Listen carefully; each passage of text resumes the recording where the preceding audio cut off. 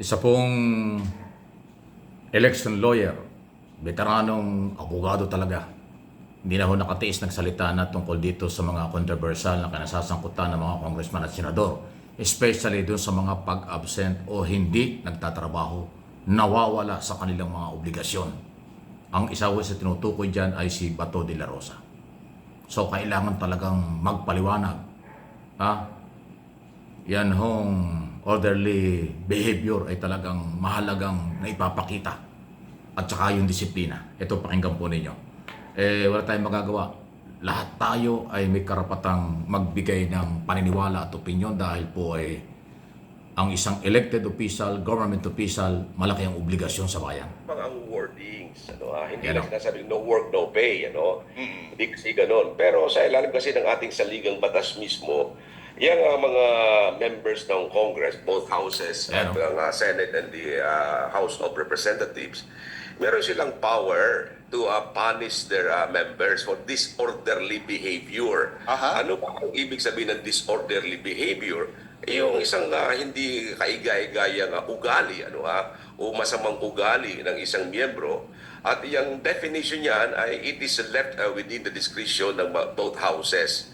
So, yung pag-absent without any sufficient reason, sa aking palagay lang naman, yan ay disorderly behavior. Wow. Kasi kung ang isang ordinaryong clerk lamang ay kailangang magpaalam sa kanyang amo kung siya ay mag-a-absent, there is no reason why a senator or sino mang mga elected official ay hindi magpapaalam sa kanilang amo na sila ay mag-a-absent. Kaya yung sinasabing hindi daw applicable no work, no pay, ako hindi naniniwala dyan. Wow. Kasi meron tayong saligang batas na merong rules na sinasabing ang mga Senado at ang Kongreso ay dapat meron silang punishment para sa kanilang mga members.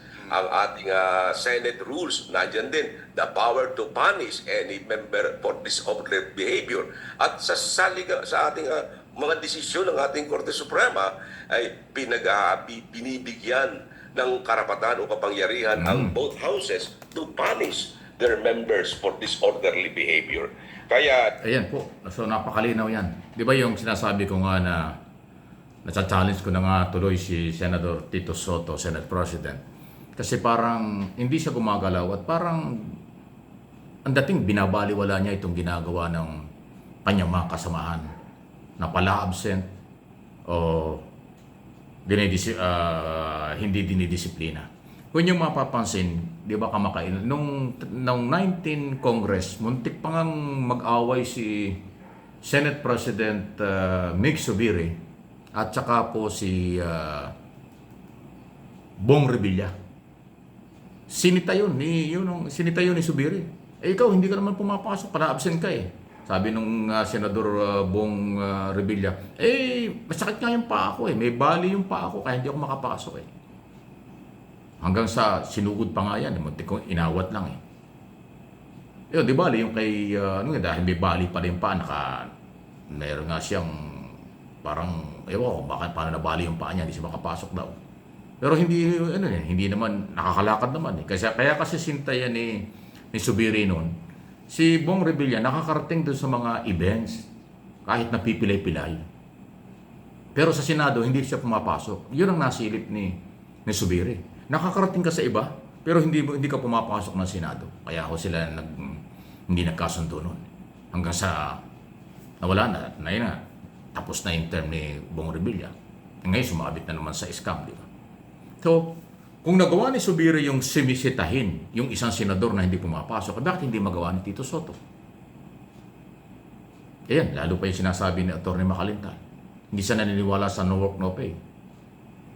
Kung nagagawa daw ito sa mga pangkaraniwang kawani ng gobyerno, kawani ng kung anumang sektor, no work, no pay, bakit hindi magagawa sa isang senador? Lalo pa ito, people's money. Pera ng mamamayang Pilipino dapat mas pinangangalagaan, mas pinapahalagahan kung saan inalagay. Ay merong senador na isang buwan ang hindi pumapasok, tuloy ang allowance sa sweldo. Walang dahilan kung bakit at hindi malinaw kung bakit hindi siya pumapasok. Ayun po yan. So, sa Kongreso may pagdisiplinang ginagawa doon sa ibang mga membro. Katulad niya yung pinakahuli na kontrobersal, yung batang congressman ay sinuspindi ng 6 na buwan without pay. Dahil nga ho sa parang pasaway Orderly behavior ang issue. Ganun pala sa Senado, ganun din eh. Yung mga hindi pagpasok, pag-absent at kung ano namang ginagawa ng mga senador, orderly behavior din po ang issue. Kung nagawa sa Kongreso, why hindi magawa sa Senado? Tama yung tanong at ako'y naniniwala dyan.